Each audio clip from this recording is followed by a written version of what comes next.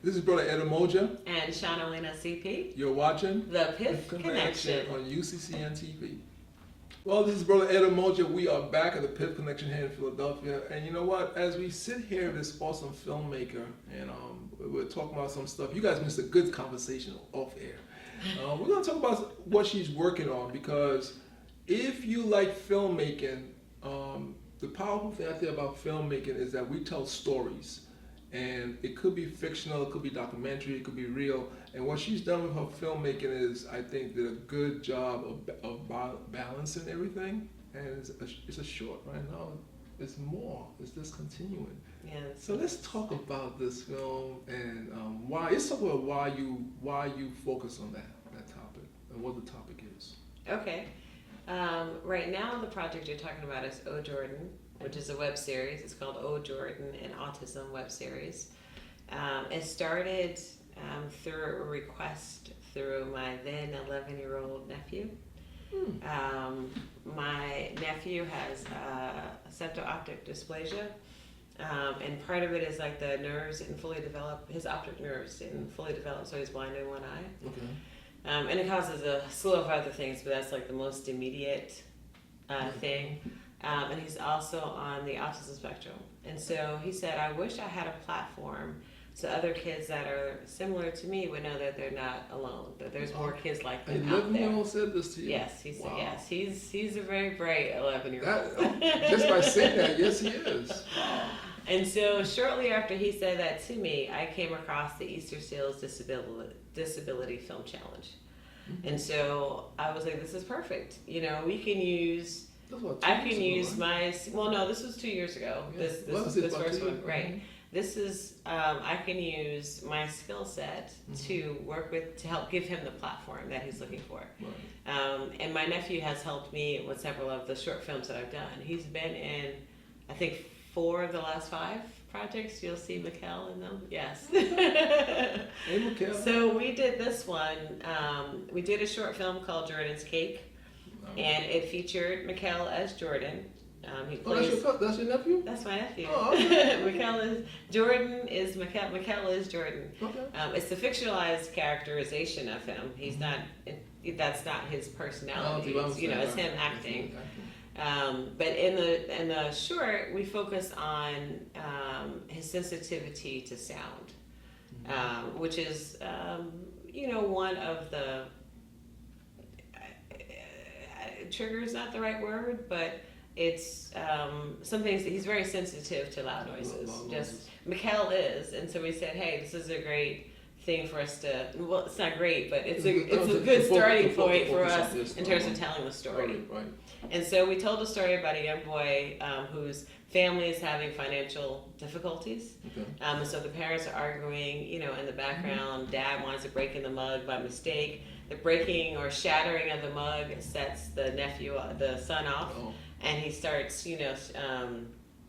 yelling chocolate cake and rocking. And you don't find out to the end of the story that he's yelling, or chocolate cake is what he keeps repeating and saying, is because he knows that the bakery that the family goes to is looking to hire someone. So in the story, he is fairly nonverbal. And so he doesn't have there's not a whole lot of vocabulary, a lot of language that he's communicating. Right. And so it takes the family to see the sign that says help wanted when we get to the bakery, that his sister sees the sign in the window after she goes, hey, there's your cake. And he's like, chocolate cake, and points to the sign, and he's like, oh my God, you're trying to help me to get a job. And so part of it was a show in terms of autism awareness, which was our point in doing the project, was to bring attention to that in particular, was to say that although we may not understand people that are on the autism spectrum, it doesn't mean that they aren't aware of what's going on around them. It's like they can hear. That's how you and I met. That was the first. That's when we did our first interview. Yeah. Was after that one, and we brought the whole gang onto the radio. It was a short film challenge. We had a weekend to do it in, and so we got together writers with different backgrounds, and so it was really important to me that the majority of our writers had some disability of their own or were connected to people with disabilities, so they wrote from a place of empathy. And we didn't want to talk about the person, you know what I mean, that had the spectrum. We wanted them to be a story, just like, you know, any other story that's being told. It was a great job. And so I think we were able to do it with, you know, with a bit of heart. And then when it was over, we did really good. We were finalists for the awareness campaign for the challenge. And so we're like, look, people want to hear this story. And so I went to the writers. There are like eight of us writers all together in the project. And so I said, hey guys, why don't we turn it into you saw there's 8 writers on one project. There are 8, yes. I just want people to hear that. Yes. 8 people behind There are 8 people on that. And for that one, yes, it was a lot. But part of it was because it was a film challenge. So we had 54 hours to write, edit, direct a short film. And so the idea of having so many writers was like, we needed to come up with what the story was going to be. The only thing that I said we had to do was that we had to be inclusive of autism. Gotcha. You know, it didn't have to be Mikkel's story like that, but it had to feature autism. It had to have Mikkel, and then the festival itself, the challenge itself, had like props that we had to use. Oh, really? Yeah, and it had some locations that you had to pick 1 or 2, and then we had to do. Is that for product it was supposed to be a buddy comedy. This had to have certain locations in the. Right, like you had to use. Either a house, like a living room or a kitchen, or a rec area, like a park or a backyard. Things that were easy to use that people with disabilities generally would have access to is what they limited the project to. So it made it fairly easy in that regards.